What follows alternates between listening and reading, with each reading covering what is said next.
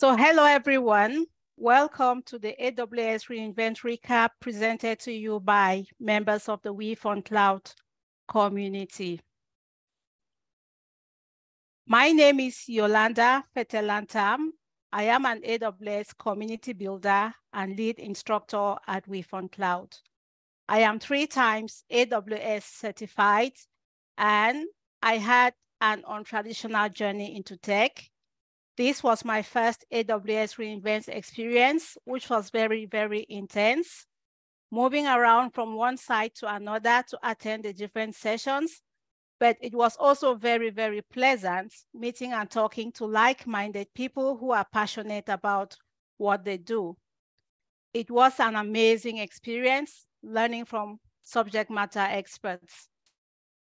And if you haven't heard of reInvent before, it is an annual learning conference hosted by Amazon Web Services for their global cloud computing community with both in-person and virtual content. So reInvent has more than 2,000 technical sessions, more than 50,000 attendees, and more than 100 new announcements. It's actually really hard to follow up on all of these announcements. And so recaps are organized in different parts of the world to cover each of these announcements. And we are here today to cover some of them. For the technical sessions, there are a whole bunch of different kinds, ranging from what we call chalk talks, workshops, builder sessions, boot camps, breakout sessions, and a lot more. For the breakout sessions, all of them, if not most of them, are available online. So if you haven't watched your favorite sessions, I encourage you to do so. There is a whole lot to learn. reInvent is not just about new services, it's also about how you can build on AWS. reInvent actually sets the tone for technology trends that we will see in the course of the year, especially in the cloud. And there are 3 major themes that we saw at reInvent this year. And so most of the announcements fall somewhere within these 3 themes. The first one is around data. So without any doubt, data is at the center of every organization, big or small.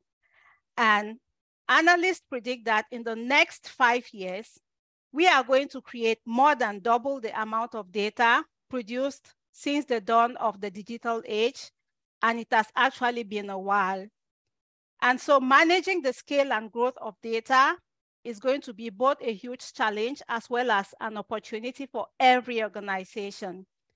And talking about what customers should actually be doing to face this, customers should build a future-proof data foundation by choosing the right services to build a foundation that wouldn't need to be heavily re-architected or incur technical debt as their needs evolve, because all the volume and types of data change.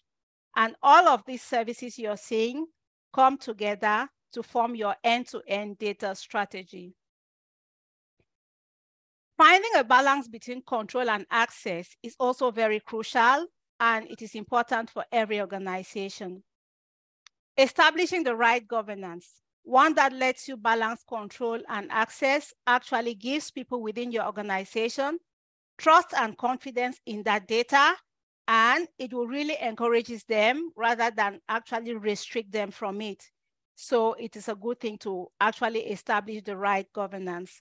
But on the other hand, implementing data governance across an organization is very, very complicated. You have all sorts of people with all sorts of different use cases and all sorts of data spread across multiple departments, services, databases, third-party applications, and a lot more. So you really need to understand all of these themes. The second theme that we saw at reInvent is around infrastructure. As more companies and businesses adopt the cloud, infrastructure plays a very, very crucial role in determining whether you are successful or not. So your choices must be specifically tuned and powerful enough to overcome extreme challenges. And today, AWS offers more than 600 different compute instance types, so you can choose the right combination of resources for all of your workloads. And then the third theme that we saw is around asynchronous. So the world is asynchronous. And this was the introduction to Dr. Werner Vorholz's keynote speech at re:Invent. The world is event-driven. From weather station data to cars to IoT devices, everything in the world is emitting events. Event-driven architectures lead to loosely coupled systems, and that is exactly what we want because it increases agility and builds more scalable and reliable applications. So synchrony leads to tightly coupled systems. As you can see, the shopping cart service has dependencies on other systems, and you can't change the other systems without changing the shopping cart service. Additionally, the bigger it is, the harder it is to add additional services, and failures are not isolated. They cascade within that synchronous system. On the other hand, asynchrony leads to loosely coupled systems, and this is an asynchronous implementation of the same system. As you can see here, all of these services communicate via an event broker. So here we have the order service, the invoicing service, the payment service, and you can easily add the reporting service without changing other services within that system. And then here you have the basic components of an event-driven architecture. So you have an event producer, and then an event record that goes through the event broker, and then finally, the different event consumers that make use of the events that pass through that system. Now let's talk about sustainability. There has been a lot of talk about climate change, and the sustainability pillar was added to the AWS's well-architected framework at the 2021 AWS re:Invent. AWS is building sustainability into everything they do, and that includes working with you, their customers. For this, they have what they call a shared responsibility model, which is similar to what a lot of you might already know with the security shared responsibility model. So there's a very similar one for sustainability. And essentially, AWS is responsible for sustainability of the cloud, while the customer is responsible for sustainability in the cloud. And what do we mean by sustainability of the cloud? By this, we mean that AWS is responsible for building their data centers in the most efficient way. They are responsible for powering their data centers with renewable energy whenever it is possible. They are responsible for reducing the energy and water consumption associated with these operations. And they can also try to make sure that they have managed services so that they can make sure that these services are used in the most efficient manner. When we talk about sustainability of the cloud, a lot of work goes into renewable energy. And one of the announcements that stood out for me at the AWS re:Invent is AWS committed to become 100% renewable energy by 2025. They actually had a goal to reach this target by 2030, but they now feel confident that they are going to reach that goal 5 years by 2025. And that actually makes AWS the largest renewable energy buyer in the world. Another very important aspect of environmental sustainability is water. So to cool data centers, AWS uses a certain amount of water. Water is a natural resource that is finite, meaning that it is limited. And so AWS wants to make sure that they are reducing this the best way they can. So another very significant announcement that came up during the announcement is AWS committed to become water positive by 2030. And this means that they will return more water to the communities than what they use in direct operations. And here are some key statistics for AWS's water stewardship program to date. AWS has converted 20 data centers to use recycled water, leaving potable water for the community. Secondly, their 2021 global water use efficiency metrics of 0.25 liters of water per kilowatt an hour demonstrates AWS's leadership in water efficiency among cloud providers. Thirdly, AWS's water replenishment efforts that are completed or in progress will deliver more than 2.4 billion liters of water to the communities where they operate. And then they are reusing almost 96% of their cooling water in irrigation in the US West region. The key point here is that AWS is not just getting started on this. They have been focused on water sustainability for several years. They are proud of the progress that they have made, and they are excited about what is yet to come. But then, as earlier mentioned, there is another part of this, which is sustainability in the cloud.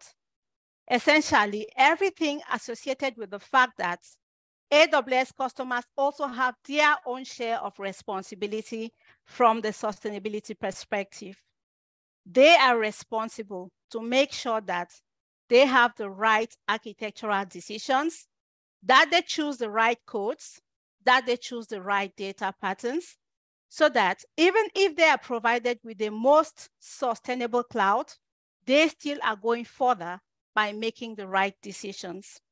And that is what we call sustainability in the cloud, rather than sustainability of the cloud, which is what AWS is responsible for. So sustainability in the cloud is a continuous focused effort to reduce the energy that is required to power a specific workload. And on that note, at re:Invent, Peter DeSantis of AWS announced the Nitro V5 chip.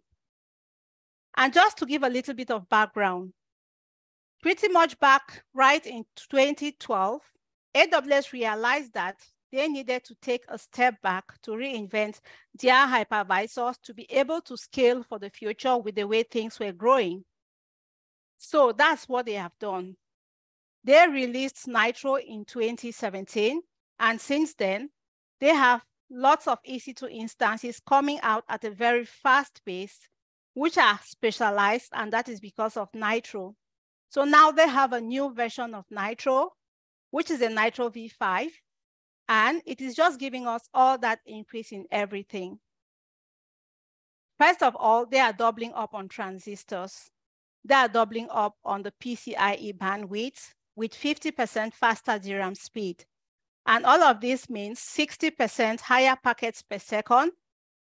And we want more of everything, but there are certain things that we want less, and that is definitely latency. So you've got 30% lower latency with the new Nitro V5 that you can achieve, and then 40% better performance per watt. All of this means reduced overall power. So the Nitro V5 is not just good for performance, but also for sustainability.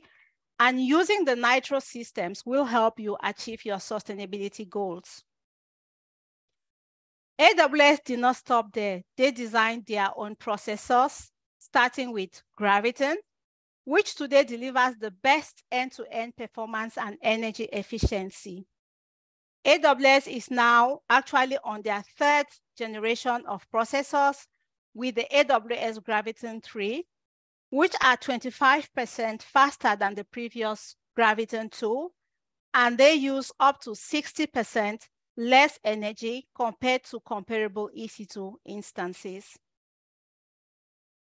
And what fun would it be for AWS to announce a new Nitro chip if they didn't have a new EC2 instance for customers to try it out on?